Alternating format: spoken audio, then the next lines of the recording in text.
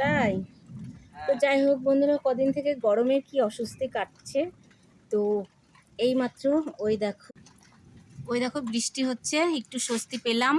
তো এখান থেকে ভালো দেখা যাচ্ছে না।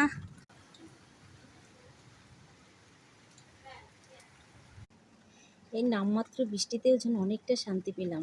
প্রকৃতি এমনই, এই খুব গরম, আবার একটু হাওয়া আর একটু বৃষ্টি হলে যেন অনেকটা শান্তি পেলাম। কারণ আমাদের তো আর এসি নেই। তো এই প্রকৃতির এসির জন্যই অপেক্ষা করে থাকি। তো যাই হোক, এখন অনেকটাই শান্তি লাগছে। সত্যি বন্ধুরা, গরম না থাকলে ঠান্ডার ভালোবাসাটা বা আরামটা বোঝা যায় না, বা ঠান্ডা না থাকলে গরমের আরামটাও বোঝা যায় না।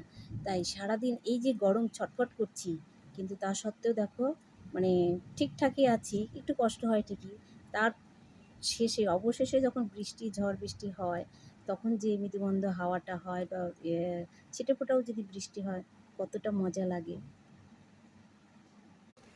তাই এমন গরমের পর এই ঝড় বৃষ্টিকে ধন্যবাদ।